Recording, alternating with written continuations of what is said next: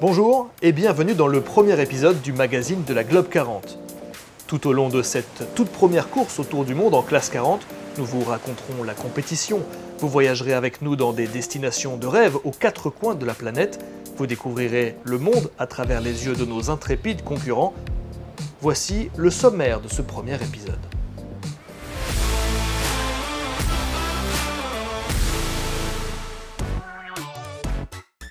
Amuse-bouche de la course, le prologue entre Lorient et Tanger.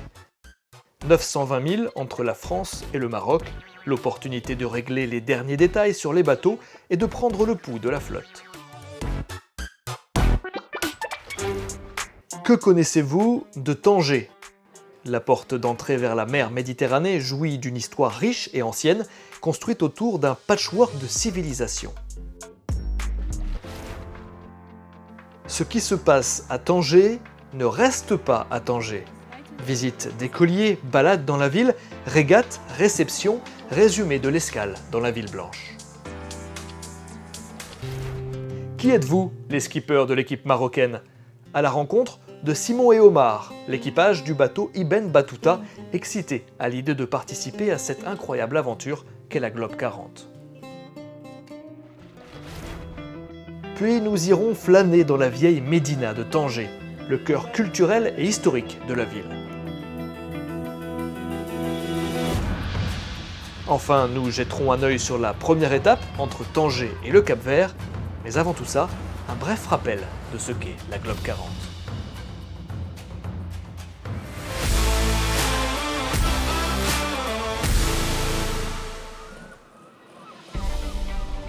Nous y voilà, enfin.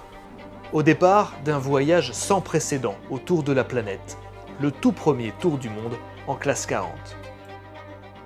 C'est un tour du monde accessible, c'est une ambition sportive forte, une ambition de découverte, de culture, de voyage, mais accessible. L'ambition de la Globe 40, c'est évidemment permettre à tous les passionnés, à tous les amateurs qui ont souvent des très gros parcours là, de pouvoir vivre aussi une expérience de vie unique d'un tour du monde en course, dans une structure organisée, et autant que possible sécurisé. Une course tant attendue, une compétition intense avec des escales exceptionnelles, un rêve de navigateur qui prend enfin vie. C'est vraiment une opportunité énorme de pouvoir aller naviguer dans des mers qu'on ne connaît pas et d'avoir des escales aussi dans des pays qui sont quand même assez idylliques, on va dire. De notre point de vue, c'est peut-être une régate, une course. Du point de vue d'autres, ça peut être une aventure, mais c'est également tout ça en même temps. C'est parti pour 8 étapes, 9 mois de navigation sur les mers et océans du monde.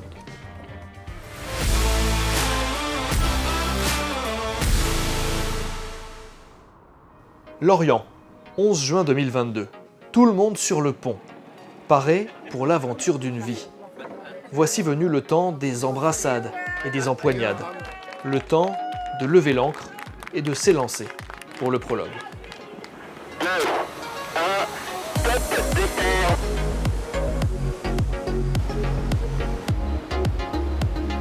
7 voiliers lancés le long des côtes bretonnes pour la toute première épreuve de cet événement mondial. Une épreuve remportée par l'équipage japonais Milai Round the World. For the beginning, we had a bit strong wind when we passed Cape Finisterre, that is around 40 knot wind speed. And after that, the wind decreased a lot, so it became very light wind condition. And so we practiced many conditions during the prologue, so it was very good. We had a problem right at the start line that we tore a sail. So that ended up not causing us too much problem. We had some very, very strong winds at the first part around Cape Finisterre. Ended up being just very fast and lots of intensity. 7000 le long des côtes bretonnes, puis 920 000 théoriques à travers l'Atlantique. En longeant le littoral français, puis en contournant l'Espagne et le Portugal, à pleine vitesse vers la pointe sud du détroit de Gibraltar.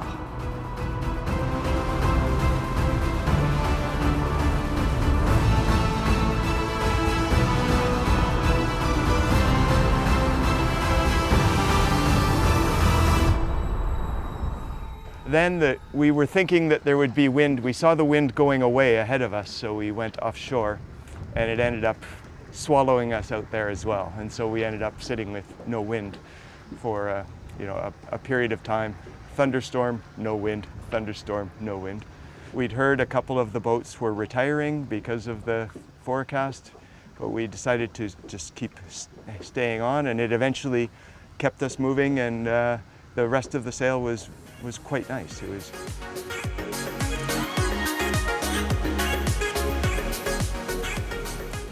And for us, the prologue was only 900 miles, and last year we did the Transat Charles Favre together with 10,000 miles of racing. So the prologue was just an in-between, easy race, easy to get here, nice weather, wind from the back, so it was easy all the way. Facile d'arriver jusqu'à la spectaculaire ville de Tanger, première étape d'un magnifique voyage.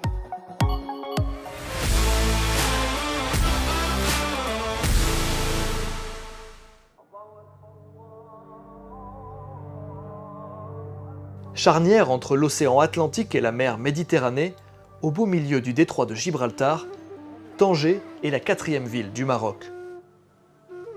Construite par les Phéniciens, Tanger, aussi dénommée Tingis sous l'Empire romain, est la terre africaine la plus proche de l'Europe. Grâce à sa position privilégiée, elle a toujours été un concentré de civilisation, une ville cosmopolite. Historiquement, Tanger est une ville très ancienne, elle est plusieurs fois millénaire. Elle a suivi un petit peu l'histoire de l'humanité, l'histoire de ce monde. Mais de tout cela, que garde Tanger? Peut-être des vestiges archéologiques dans ses environs, mais la ville en elle-même, qu'est-ce qu'elle garde? Nous retrouvons surtout des remparts qui gardent les traces des périodes islamiques, mais qui ne sont pas très visibles, mais en particulier les périodes des occupations portugaises et anglaises. Détruite par les Britanniques lorsqu'ils l'ont quittée en 1684, la ville fut reconstruite petit à petit sous l'impulsion du sultan Mohamed III à la fin du XVIIIe siècle. C'est lui qui a d'ailleurs décidé d'implanter à Tanger toutes les légations diplomatiques étrangères du Maroc. Nous sommes ici à la légation américaine. C'est la mission diplomatique la plus ancienne au monde qui appartient aux États-Unis. Et en fait, il est ici à Tanger parce que ça a été toujours le centre, la ville la plus internationale du Maroc et une des villes les plus intéressantes du monde.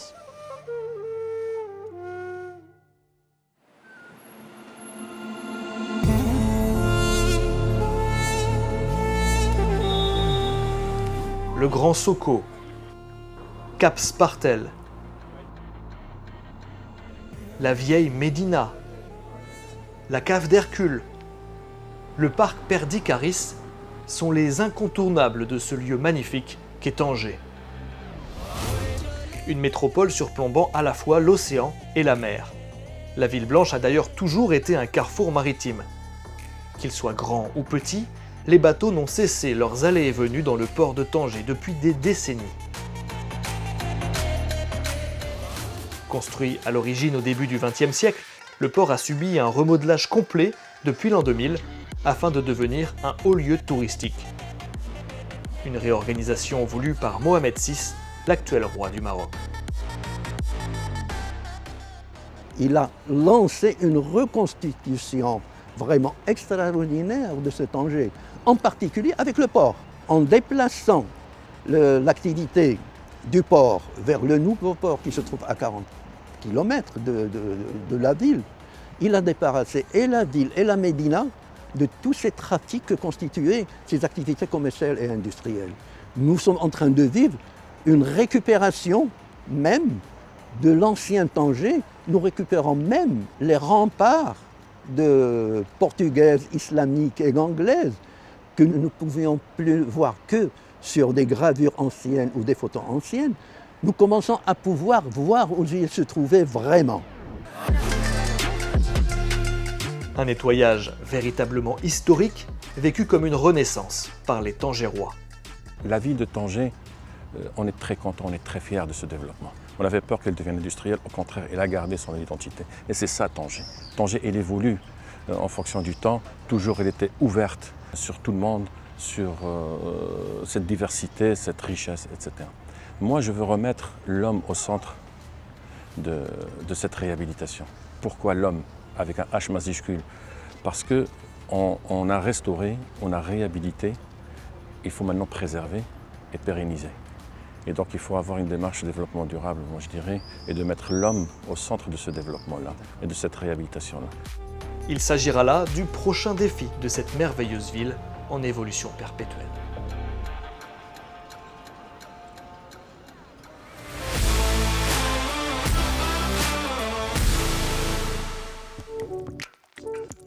Afin de promouvoir la Globe 40 auprès du public et de démocratiser la course au large, de nombreuses festivités sont organisées à chaque escale. Pour les habitants de la région, surtout pour les jeunes, la Globe 40 offre une chance de découvrir le monde de la navigation. Le bateau, ici, numéro de bateau 127. 127. Américain. Américain.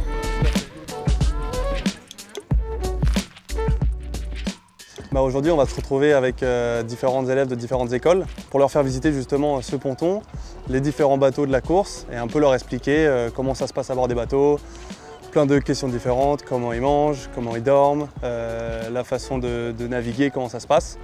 Et le but, c'est de leur faire un peu découvrir un peu ce monde qu'ils ne connaissent pas forcément ici, à Tanger, et le faire aimer aussi, c'est le plus important pour nous. Oui, j'ai appris comment on couche et comment... Et il n'y a pas de toilettes, il n'y a pas la cuisine. Et j'ai bien aimé la place de bateau. Et j'ai appris beaucoup de choses ici. The tour around the world, it's very interesting for children. Today we learn, and with our children we learn many things. For example, the names of the ships and the numbers of them, and how the skippers live, how they travel, what they eat, how did they go to the toilet, and all the equipments that they send with them. It was very important and interesting.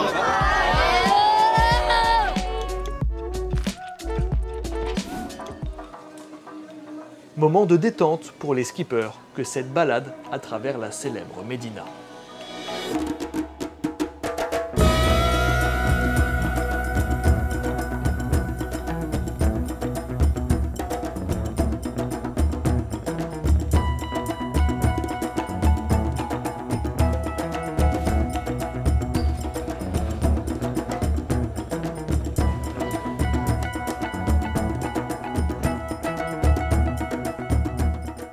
Je l'avais déjà visité de nuit et c'est complètement différent parce qu'il y avait énormément de monde et beaucoup de lumière. Là, c'était beaucoup plus désert mais plus tranquille et c'était presque une autre Médina que j'ai vue.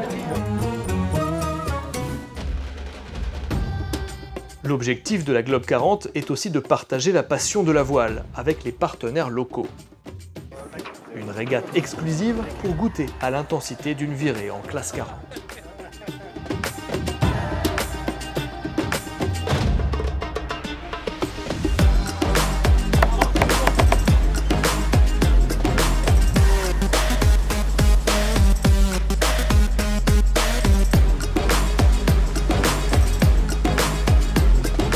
Magnifique, c'est un petit échantillon de ce qu'ils vont vivre. C'est une très très belle découverte.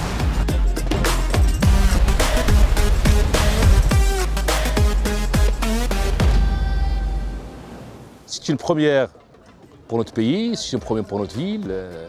Je pense que c'est la première fois d'une ville africaine, arabe, où il y a un départ autour du monde. On a eu l'occasion d'en goûter à l'occasion de la sortie qu'on vient de voir. C'est quand même passionnant, il y a des challenges. Donc pour nous, c'est un événement important. On souhaite réellement à ce que des événements pareils, similaires, se reproduisent à l'avenir.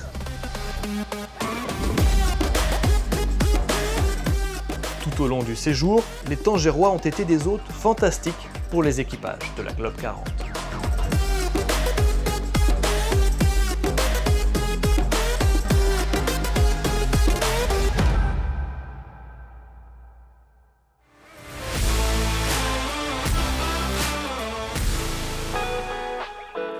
Partons maintenant à la rencontre de Simon et Omar, les deux skippers du voilier marocain Ibn Battuta Tribute 2022.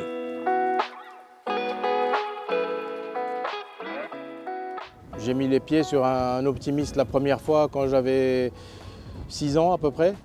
C'était dans le nord du Maroc, à Smir. Et puis ça m'a donné le virus de la voile. J'ai adoré ça et puis c'est rentré d'un coup et c'est resté gravé dans ma mémoire. Et puis tout au long de ma vie, j'ai eu des occasions que j'ai saisies pour naviguer, pour apprendre, etc. Mon père, c'est le premier qui était dans la Marine Royale. C'est lui qui m'a fait rentrer au club de la Marine Royale à l'âge de 3 ans, 4 ans. J'étais dans ses mains et il me ramenait toujours au club. Et c'est là que ça a commencé mon aventure. Mes parents étaient toujours derrière moi, toujours, dans les voyages, dans les régates, les courses et jusqu'à maintenant. Mes enfants aussi, parce qu'eux aussi ils font de la voile, ils sont contents de voir leur papa faire le tour du monde. C'était quelque chose pour eux.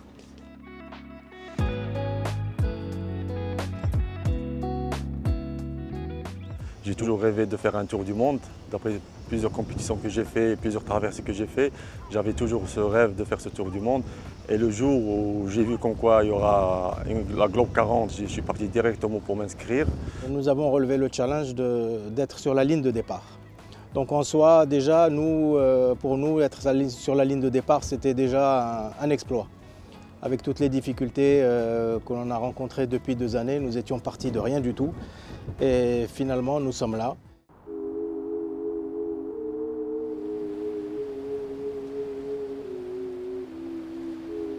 Dans le large, ce que j'aime, certains l'appellent de la mer.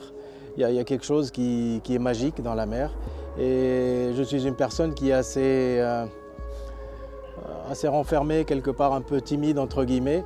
Et quand je suis en mer, je me sens beaucoup mieux.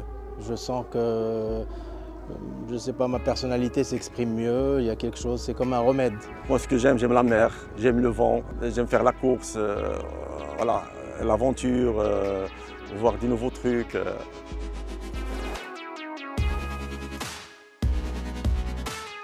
Alors, notre duo, en fin de compte, nous sommes très différents. Et par là même, nous avons beaucoup de complémentarité, nous nous complémentons bien. Et c'est ça, je pense, qui nous permet d'avoir une bonne équipe, de faire une bonne équipe. On fait l'écart, on partage l'écart par rapport à ce qui est fatigué et ce qui n'est pas fatigué. Et dès qu'il y a une manœuvre à faire, tout ça, on est tous les deux sur les manœuvres. Pour ça, on n'a pas de problème.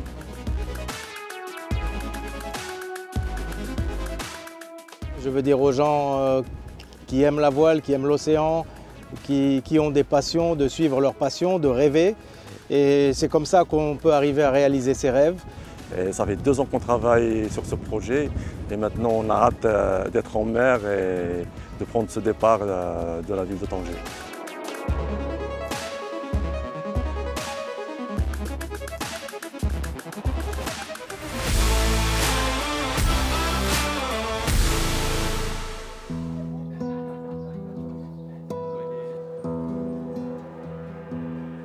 Partons à la découverte du joyau de Tanger, son cœur historique, la Médina.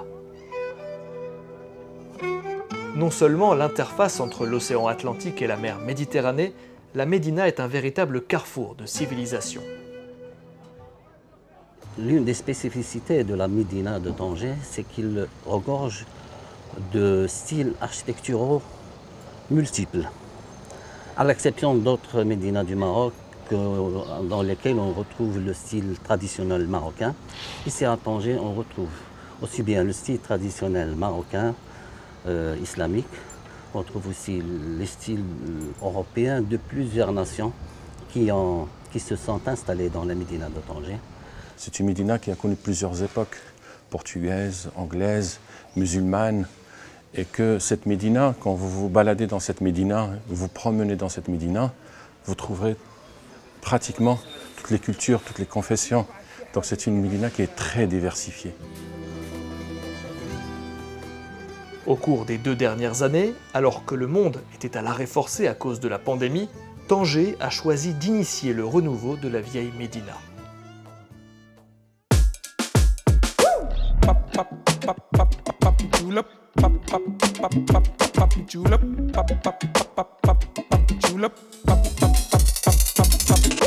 Parfois, la Covid, elle a fait le malheur des uns, elle a fait le bonheur des autres. Notamment, les autorités de la ville de Tanger, ils ont profité de cette situation-là pour vraiment travailler sur l'infrastructure de la Médina. Donc aujourd'hui, on peut être fier d'avoir une Médina qui est connectée aux eaux d'assainissement, c'est-à-dire au réseau, l'électrification, l'Internet, la fibre optique. Donc on a modernisé l'infrastructure de la Médina, on a refait les rues, on a commencé à refaire les maisons Menasrouine. Donc il y a eu un travail vraiment d'infrastructure qui est très très important parce que c'est la base pour réhabiliter la Médina. À l'intérieur de la Médina, l'un des bâtiments les plus iconiques est la légation américaine. Offerte par le sultan Moulay Suleiman en 1821, il s'agit du plus vieil édifice diplomatique américain hors des États-Unis. On est très fiers d'avoir participé donc à la renaissance de la Médine. On est un des premiers lieux en fait à être rénové, à s'ouvrir au public et à essayer de préserver et de montrer à tout le monde, que ce soit marocain ou bien les visiteurs étrangers, ce que ça veut dire que le patrimoine marocain, le patrimoine de la Médina de Tanger. La légation américaine n'est désormais plus un lieu diplomatique. C'est aujourd'hui un musée qui honore la forte amitié historique et culturelle entre le Maroc et les États-Unis. Depuis un an, on a vu l'ouverture de pas mal de musées, d'institutions culturelles qui montrent l'intérêt de Tanger. Une réhabilitation salutaire.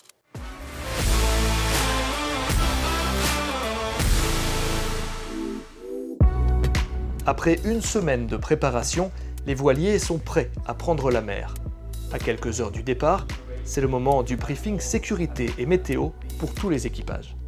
Ça va être le grand départ, donc la première étape avec un enjeu sportif puisque les points vont compter à partir de maintenant. Et puis après, c'est aussi, on part vers des terres inconnues, c'est peut-être un bien gros mot, mais des destinations que les concurrents, et nous-mêmes y compris, connaissons moins. À partir du moment où on approche du Cap-Vert, le tour du monde commence. La partie aventure revient se joindre à l'aspect sportif.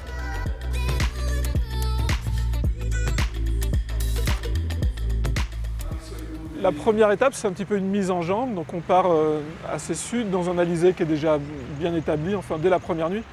Et donc ça va être venté, mais ça ne devrait pas être très technique ni en termes de stratégie, ni en termes de maniement du bateau. Il ne devrait pas y avoir de gros problèmes. Donc c'est bien parce que ça va les mettre dans le bain. Ils vont naviguer une bonne semaine dans des conditions quand même de vent bien soutenues. Et donc ils vont, en arrivant au Cap-Vert, ils connaîtront mieux leur bateau. Ils auront beaucoup progressé sur le maniement du bateau, les ranges de voile, quand est-ce qu'il faut changer de voile, etc. I did the Trans-Jacques Vabre last November, so I must say this leg we're doing now, a little bit of it I've already done, and the wind should be, right now, they're looking really nice. So it should be a lovely sail and a great race, and a really nice way to start the race around the world. First leg to Cape Verdes will be, I think, in general, quite an easy leg. Basically because the wind will be very stable, will be not so much waves. We get quickly in trade winds and turning around Madeira and then to Tenerife makes the race even more easy.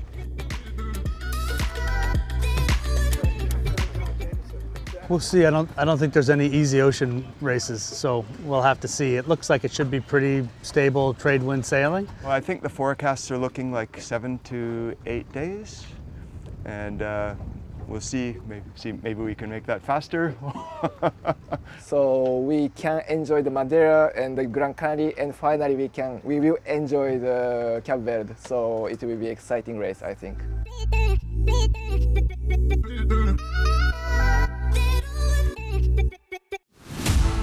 Et voilà le jour J, le véritable départ de la Globe 40. Pour la première fois de l'histoire, une course s'élance depuis le continent africain. Pour les engagés, le moment des au revoir est arrivé, mais avec le sourire. I feel great. I feel like we're prepared, ready to go. Wind looks good. We're gonna have a good time. I'm feeling a little bit tense. It's the first race in the class in the Globe 40, so that's always a little tense because you don't know exactly where you're laying in the fleet.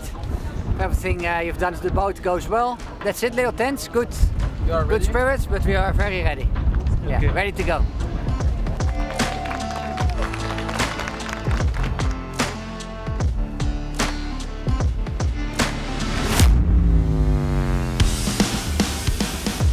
Et c'est parti!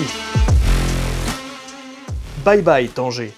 Les 7 bateaux en course s'échappent vers le Cap Vert. 7 à 8 jours dans l'Atlantique pour la flotte, jusqu'à la prochaine escale. C'est la fin de ce premier épisode du magazine de la Globe 40.